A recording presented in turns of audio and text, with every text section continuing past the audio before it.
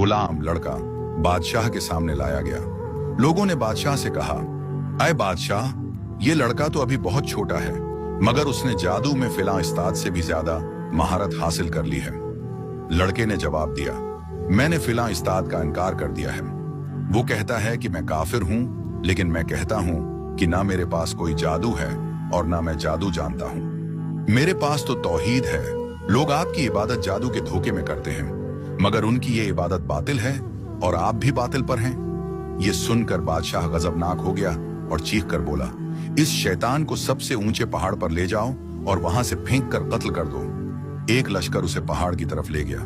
पहाड़ की चोटी पर पहुंचकर लड़के ने दुआ की, ऐ लोगों के रब, तू जैसे चाहे मुझे उनसे बचा ले, बेशक तू हर चीज पर कादिर है। फौरन पहाड़ लरजने लगा। बादशाह के तमाम सिपाही ऊपर से लढ़क कर हलाक हो गए, एक दूसरे के ऊपर गड़ते चले गए और लड़का जिंदा नीचे उतर आया। वो खुद बादशाह के पास चलकर पहुंचा। बादशाह ने पूछा, जिन लोगों को लेकर गए थे वो कहाँ हैं? लड़के ने कहा, मेरे रब ने मुझे उनसे बचा लिया, सब मर गए। बादशाह ने कहा, पहाड़ में भी तेरा रब है? अच्छा चल फिर समंदर चलते हैं। वो उसे समंदर पर ले गया। एक और लश्कर और गोताखोर उसके साथ किए। लड़के को समंदर के बीच में ले जाकर हुक्म दिया कि उसे डूबो दो। लड़का समंदर में चलते चलते फिर दुआ करने लगा, आए मेरे रब, तू जैसे चाहे मुझे उनसे बचा ले, बेशक तू हर चीज पर कादिर है। अचानक एक खौफनाक तूफानी हुआ आई, कश्ती पलट गई, सारे लोग गरक हो गए और लड़का पानी के ऊपर चलता हुआ खुश्की की तरफ आ गया। बादशाह हैरान और खौफजदा होकर पूछने लगा, जो लोग तेरे साथ गए थे वो कहाँ हैं? लड़के ने कहा, मेरे रब ने उन्हें गरक कर दिया और मुझे बचा लिया।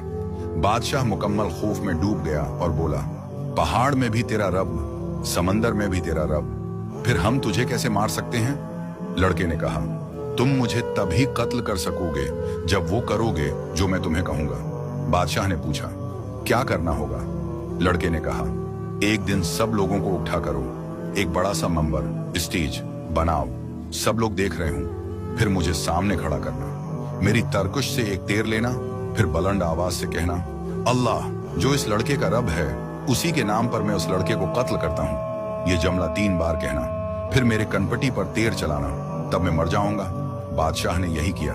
उसने पूरे शहर इसके तरकुश से तीर निकाला और बुलंद आवाज से 3 बार कहा, अल्लाह जो इस लड़के का रब है इसी के नाम पर मैं उसको कत्ल करता हूँ। फिर तीर मारा और लड़का वहीं शहीद हो गया। जैसे ही लड़का गिरा, सारी कौम एक साथ चीख उठी, हम अल्लाह पर ईमान लाए जो इस लड़के का रब है, हमने तेरे इनकार किया, हम तुझे नहीं मानते।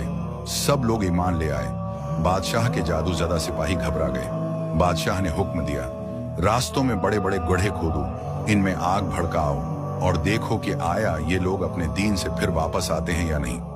वो खुद और उसके वजीर इसी मंबर पर बैठे देखते रहे जहां लड़का शहीद हुआ था, और ईमान वाले लोग आग में जलकर मरना कबूल कर रहे थे, मगर शरक की तरफ नहीं लौट रहे थे। ये वही अलमनाक वाकया है जिसे इसहाबुल उखदूद कहा जाता है। ये जगह नजरान में आज भी मौजूद है और वहां के लोग इस वाकये को जानते भी हैं।